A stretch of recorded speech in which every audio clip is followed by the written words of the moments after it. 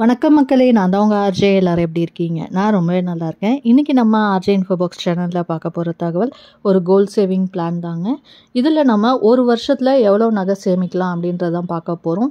நம்மளோட இன்கம்மை பொறுத்து நம்ம ஒரு வருஷத்தில் எவ்வளோ நகை சேமிக்கலாம் அப்படிங்கிறதையும், அந்த நகையை சேமிக்கிறதுக்கு ஒவ்வொரு மாதமும் நம்ம எவ்வளோ பணம் எடுத்து வைக்கணும், அண்டு நம்ம நகையாக வாங்குகிறோம் அப்படிங்கிறப்ப கோல்டு சிட்டு போடுறது பெஸ்ட்டு, அதை எப்படி சேமிக்கலாம் அப்படின்றதையும் நம்ம பார்க்க போகிறோம். ஸோ நிச்சயமாக இந்த தகவல் உங்களுக்கு பயனுள்ளதாக இருக்கும். நீங்களும் ஒரு கோல்டு வருஷத்துக்கு ஒரு குறிப்பிட்ட கிராம் சேமிக்கணும்னு நினச்சிங்கன்னா இந்த வீடியோ உங்களுக்கு யூஸ்ஃபுல்லாக இருக்கும். அண்ட் இது இல்லாமல் நம்ம சேனலில் பார்த்தீங்கன்னா மணி ரிலேட்டடான இன்னும் நிறைய வீடியோஸ் போட்டிருக்கோம். அதாவது நிறைய money saving challenges, plans, tips, monthly budgets, and அது மட்டும் இல்லாமல் gold saving ideas, gold chit schemes பற்றின டீட்டெயில், கோல்டு லோன் நம்ம பேங்க்கில் வாங்குறப்ப அதுக்கான வட்டி விகிதங்கள் என்ன, கால்குலேஷன்ஸ் என்ன, இந்த மாதிரி நிறைய கோல்டு ரிலேட்டட் வீடியோஸும் போட்டிருக்கோம்.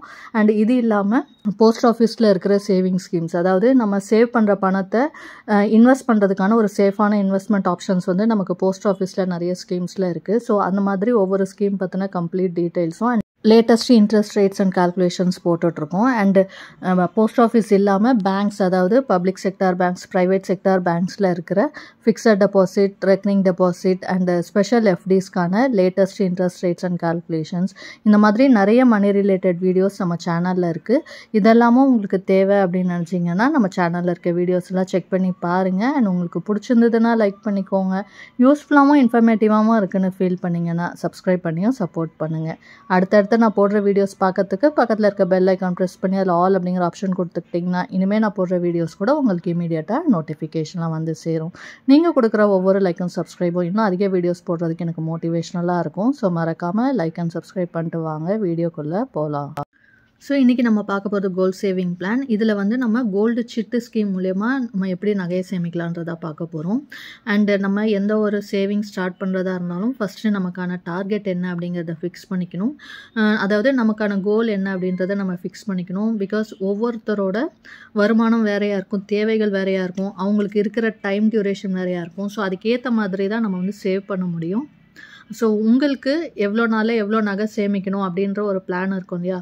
ஸோ நீங்கள் அதாவது கல்யாணத்துக்கு உங்களுக்கு இப்போது ஒரு 5 வருஷம் இருக்குது, பொண்ணு கல்யாணம் பண்ணணும் அப்படிங்கிறப்ப அந்த 5 வருஷத்தில் குறிப்பிட்ட நகையை நம்ம சேமிக்கணும்னு நினைப்போம். இல்லை ஒரு 10 வருஷம் டைம் இருக்குன்னா அதுக்கேற்ற மாதிரி நம்ம சேமிக்கலாம். இல்லை இப்போ தான் நமக்கு பெண் குழந்தை பிறந்திருக்குன்னா இப்போத்துலேருந்தே நம்ம நகையை சேமிக்க ஆரம்பிக்கலாம். இந்த மாதிரி நிறைய விஷயங்கள் இருக்குது.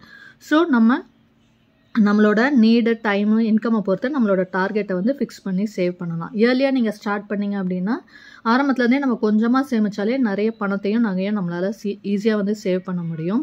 அண்ட் குறிப்பாக இந்த சேவிங் ஸ்கீம் நிச்சயமாக மிடில் கிளாஸ் ஃபேமிலியில் இருக்கிற எல்லாருக்குமே சூட் ஆகும்.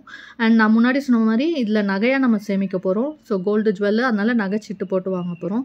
கோல்டு காயின் வேணும்னாலும் நீங்கள் சேமிக்கலாம். நான் முன்னாடியே சொன்னேன் இல்லையா, இப்போ தான் குழந்தை உங்களுக்கு பிறந்திருக்கு, அவங்களுக்காக நீங்கள் சேமிக்கிறீங்க அப்படின்னா நம்ம டைம் இருக்குது. ஸோ நீங்கள் இன்வெஸ்ட் பண்ணிவிட்டு ஃப்யூச்சரில் நீங்கள் நகையாக வாங்கிக்கலாம். ஸோ அதனால் கோல்டு காயினாக நீங்கள் சேவ் பண்ணுறது பெஸ்ட்டாக இருக்கும். கோல்டு ஜுவல்லாக நம்ம சேவ் பண்ணுறோம், நகையாக வாங்குகிறோம் அப்படிங்கிறப்ப பார்த்திங்கன்னா கோல்டு சிட்டு ஸ்கீம் தான் நமக்கு நல்ல ஆப்ஷனாக இருக்கும். ஏன்னா நமக்கு அதில் பெனிஃபிட்ஸ் இருக்குது. ஃபார் எக்ஸாம்பிள் நமக்கு ஒவ்வொரு கடைகளை பொறுத்து இருக்குது. மேக்ஸிமம் கடைகளை பார்த்திங்கன்னா வேஸ்டேஜ் நமக்கு இல்லாமல் கொடுப்பாங்க. ஒரு சில கடைகளை சுத்தமாக, அதாவது 100% வேஸ்டேஜ் இல்லாமல் நகை வாங்கிக்கலாம். ஒரு சில கடைகளில் 18% வரைக்கும் வேஸ்டேஜ் உள்ள நகைகளை நம்ம வேஸ்டேஜ் இல்லாமல் எடுத்துக்கிற மாதிரி இருக்குது. ஸோ மேக்ஸிமம் நமக்கு வேஸ்டேஜ் இல்லாமல் நகை எடுக்கணும் அப்படின்னா கோல்டு சிட்டு ஸ்கீம் தான் பெஸ்ட் ஆப்ஷனாக இருக்கும். அது கடைக்கு கடை மாறிப்படும். உங்களுக்கு எந்த சிட் ஸ்கீமில் நல்ல பெனிஃபிட்ஸ் இருக்குன்னு தோணுதோ நீங்கள் அந்த கடையில் போட்டுக்கலாம். அண்ட் அதே மாதிரி அதுக்கான பணத்தை நம்ம சேமிக்கணும். கோல்டு சிட்டு ஸ்கீம் நம்ம போடுறோம் அப்படிங்கிறப்ப பார்த்திங்கன்னா நம்ம ஒவ்வொரு மாதமும் ஃபிக்ஸட் அமௌண்ட்டை சேவ் பண்ணி நம்ம கட்டணும். ஸோ அந்த ஃபிக்ஸட் அமௌண்ட்டை ஒவ்வொரு மாதமும் நம்ம சேமிக்கணும். நம்ம முடிஞ்ச அளவுக்கு தேவையில்லாத செலவுகளை குறைச்சோம் அப்படின்னாலே அதிகமான பணத்தை நம்மளால் மிச்சப்படுத்த முடியும். ஸோ அது மூலயமா நம்ம மாதம் ஒரு குறிப்பிட்ட அமௌண்ட்டை சேமித்து நகைச்சீட்டு கட்ட முடியும். அண்ட் நான் கோல்டு ஜுவல் நகையாக வாங்கணும்னு சொல்லியிருந்தேன், டார்கெட் ஃபிக்ஸ் பண்ணணும்னு சொல்லியிருந்தேன். ஸோ உங்களோட நீட்க்கு ஏற்ற மாதிரி இதில் நான் என்ன கோலாக ஃபிக்ஸ் பண்ணியிருக்கிறேன் அப்படின்னு பார்த்தீங்கன்னா, ஒரு வருஷத்தில் 12 கிராம், அதாவது ஒரு 1.5 சவரன் நகையை நம்ம சேமிக்கிறதுக்கான ஒரு சேவிங் பிளான் தான் இன்றைக்கி நம்ம பார்க்க போகிறோம். ஸோ நம்ம நகையாக ஒரு வருஷத்தில் 1.5 சவரன் சேமிக்கிறதுக்கு எவ்வளோ பணம் நம்ம ஒவ்வொரு மாதமும் எடுத்து வைக்கணும் அப்படின்றத கால்குலேட் பண்ணோன்னா நமக்கு கோல்டோட ரேட் என்ன தெரியணும், வேஸ்டேஜ், ஜிஎஸ்டி இதெல்லாம் எப்படி கால்குலேட் பண்ணுறாங்கன்னு நமக்கு தெரியணும் இல்லையா. ஸோ அதுக்கேற்ற மாதிரி நம்ம பார்க்கலாம். ஃபஸ்ட்டு அதுக்கு இன்றைக்கான கோல்டு ரேட் என்ன அப்படின்றது நமக்கு தெரியணும். ஸோ இதை வச்சு தான் நம்ம வந்து கோல்டு சிட்ட ஆரம்பிக்கிறோன்னா எவ்வளோ பணம் வந்து நம்ம ஒவ்வொரு மாதமும் கட்டணும் அப்படிங்கிறத அரைவ் பண்ண முடியும். இன்றைக்கி தேதி 11 டிசம்பர் 2024.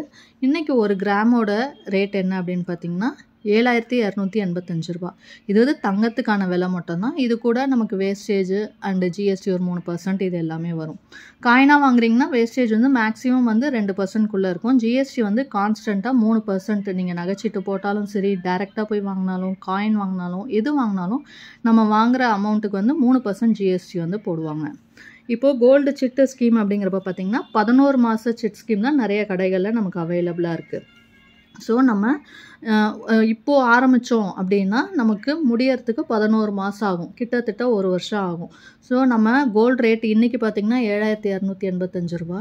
இன்னும் 1 வருஷம் கழித்து பார்த்திங்கன்னா கண்டிப்பாக கோல்டோட ரேட் ஏறி இருக்கும். ஸோ நம்ம முடிகிறப்ப எவ்வளோ அமௌண்ட் இருக்குன்றதை கால்குலேட் பண்ணி தான் சிட்ட ஆரம்பிக்கணும். அப்போ தான் நம்ம நினச்ச நகையை கிராமில் வெயிட்டில் வந்து நம்ம நகை எடுக்க முடியும். ஸோ 7285 ரூபா இப்போ இருக்குன்னா நான் வந்து இதில் அசியூம் பண்ணியிருக்கிறது 1 கிராம் வந்து 8000 ரூபா அப்படின்னு போட்டிருக்கேன். ஸோ அப்போ தான் 1 வருஷத்தில் கோல்டோட ரேட் ஏறினாலும் நம்ம வந்து நினச்ச மாதிரி 12 கிராம் வந்து வாங்க முடியும். ஸோ அப்போ 1 கிராம் 8000 ரூபா அப்படிங்கிறப்ப நம்மளோட கோல் வந்து 12 கிராம். ஸோ 12 கிராமுக்கான ரேட் என்ன வரும்னு பார்த்திங்கன்னா 8000 × 12 போட்டோம்னா 96,000 நமக்கு வரும். இந்த 96,000 வந்து கோல்டுக்கான ரேட்டு.